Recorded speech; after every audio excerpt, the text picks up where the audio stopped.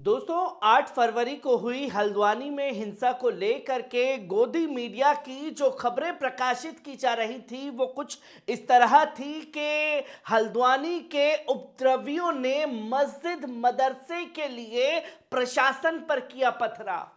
पहले से घरों में रख कर रखे थे हथियार जमा। और बड़ी खबर सामने आ रही है कि हल्द्वानी हिंसा में बिहार के प्रकाश की जान ले ली गई है। इन उपद्रवियों ने प्रकाश को मौत के घाट उतार दिया है। प्रकाश के लिए तमाम लोगों को आवाज बुलंद करनी चाहिए कि इनके हौसले इतने बढ़ चुके हैं कि प्रकाश की जान ले ली है। पर अब पुलिस प्रशासन ने इन लोगों के मुंह पर एक करारा जूता जड़ दिया है।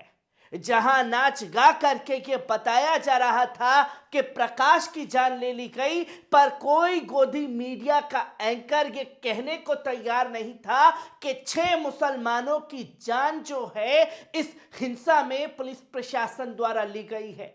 और प्रकाश की भी मौत जो है वो पुलिस के अधिकारी द्वारा ही ली गई, जिसका खुद खुलासा जो है पुलिस प्रशासन ने ही किया। जो कि आप साफ तौर पर देख सकते हैं कि सबसे पहले ये बताया गया कि प्रकाश की जान ली गई। प्रकाश का नाम तो सामने रखा गया, पर जो 7 मुस्लिमों को शहीद किया गया उनके नाम का गोदी मीडिया में कहीं जिक्र नहीं। कोई नाम लेने को तैयार नहीं, कोई ये बताने को तैयार नहीं जानी और उनके बेटे अनस की जान जो है वो इस हिंसा में गई है। कोई ये बताने को तैयार नहीं जो आरिस 16 साल का था, गफूर बस्ती का रहने वाला था, उसकी जान जो है इस हिंसा में गई है। कोई ये बताने को तैयार नहीं कि फहीम की गोली मार करके हत्या संजय सोनकर ने गांधीनगर में की। कोई गोदी मीडिया ये नहीं बता रहा था, पर प्रकाश की जान ली गई है। कोई इसरार के बारे में बात करने को तैयार नहीं, कोई सिवान के बारे में बात करने को तैयार नहीं। जो कि यह बताया गया कि प्रकाश की जान जो है उपद्रवियों ने ले ली, ताइयों ने ले ली, हैवानों ने ले ली। पर अब यह खुलासा कर दिया गया है कि बिहार के प्रकाश की जान हिंसा में नहीं बल्कि अवैध संबंधों के चलते जो है पुलिस अधिकारी ने ही उसकी जान ली, जिसका खुलासा कल किया गया। और ये साफ तौर पर बताया गया कि हल्द्वानी में अब कैसे हालात हैं, जहां हल्द्वानी को पूरी तरीके से कश्मीर बना दिया गया है। 3-3 बटालियन की फोर्स जो है वो वहां मौजूद है। आसपास उत्तराखंड के थानों की तमाम पुलिस प्रशासन के अधिकारी वहां मौजूद हैं। उत्तराखंड के बड़े से बड़े आला अधिकारी वहां मौजूद हैं। सिर्फ 2 घंटे की मोहलत जो है वो दी जा रही है। और इस दौरान कई रिपोर्टर जो हैं उस जगह का दौरा करके आए और साफ तौर पर बताया कि कश्मीर जैसे हालात थे हल्द्वानी में।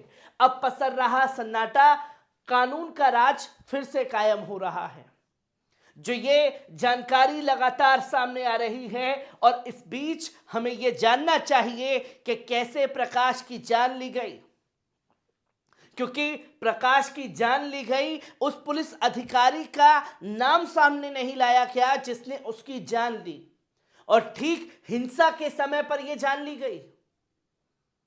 और जब हिंसा के दौरान ये जान ली गई है तो एक महकमे में यह बताने की कोशिश कि देखिए मुसलमानों ने प्रकाश को मारा है, पर कुछ कहानी निकल करके सामने आई जहां यह बताया गया उत्तराखंड पुलिस द्वारा कि एक जवान समेत अन्य 3 लोग उसकी हत्या में शामिल थे। इस पूरे मामले का एसएसपी नैनीताल ने खुलासा किया और प्रकाश की मौत दंगे में नहीं हुई थी, उसकी हत्या चोरगलिया थाने में तैनात पुलिस के एक जवान और उसके अन्य साथियों ने की थी। बताया जा रहा है कि प्रकाश का पुलिस के जवान की पत्नी के साथ अवैध संबंध था, जिससे वे ब्लैकमेल कर रहा था और पैसे की डिमांड भी कर रहा था। ऐसे में पुलिस के जवान ने दंगे की आड़ में प्रकाश को ठिकाने लगा दिया और उसके शव को हिंसा प्रभावित क्षेत्र बनभुलपुरा में लाकर छोड़ दिया गया। प्रकाश के सर पर 3 गोलियां लगी थी। प्रकाश को अवैध असले से गोली मारी गई थी। और यह भी बताया गया कि मृतक प्रकाश हल्द्वानी में दंगे वाले दिन हल्द्वानी पहुंचा था और सितारगंज में किसी व्यक्ति के संपर्क में था। उस व्यक्ति ने हल्द्वानी में मृतक प्रकाश से मुलाकात कराई। उसके बाद प्रकाश 3 लोगों के साथ गोलपारा गया, जहां किसी बात को लेकर झगड़ा हुआ और प्रकाश की हत्या कर दी गई। पर सवाल यहां यह खड़ा होता है कि प्रकाश की आतताइयों ने हत्या कर दी। दंगे में प्रकाश की मौत हुई है, उसे 3 गोलियां मारी गई हैं। गोली मारने वाला कोई मुसलमान नहीं निकला, बल्कि खुद पुलिस अधिकारी निकला। पर प्रकाश की मौत की गुत्थी तो सुलझा ली गई है, पर अब सवाल यह खड़ा हो जाता है, जानी और उनके बेटे अनस को किसने मारा? इनकी गुत्थी कब सुलझेगी? किसकी गोली से उनकी जान गई, इसके बारे में कब खुलासा किया जाएगा? और आरिस की जान कैसे गई, इसके बारे में कौन बोलेगा? इसका खुलासा कौन करेगा? फहीम की जो हत्या की गई वो संजय सोनकर ने की, जो कि गवाही दिया गया उसके भाई द्वारा, जिसने आंखों देखा कि संजय सोनकर ने गोली मारी, पर एफआईआर दर्ज नहीं की गई।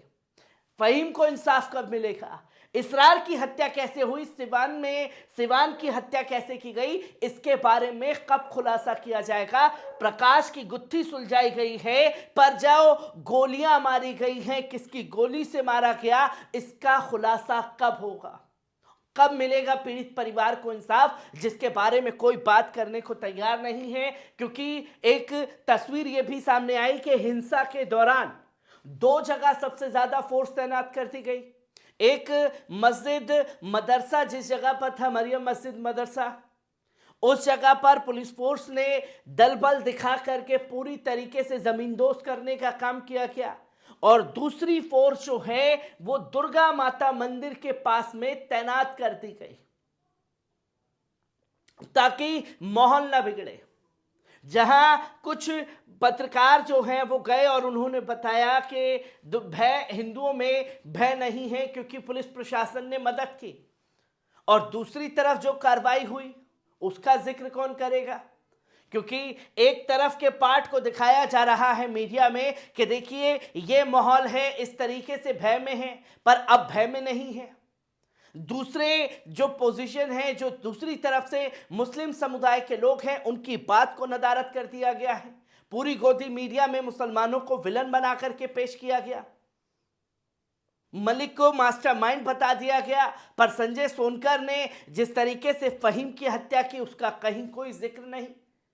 आखिरकार ये कब तक इसी तरीके से नाइंसाफी मुस्लिम समुदाय के साथ चलती रहेगी, ये सबसे बड़ा सवाल खड़ा हो जाता है। हर एक खबर को आपके साथ साझा करता रहूंगा। दीजिए इजाजत, शुक्रिया।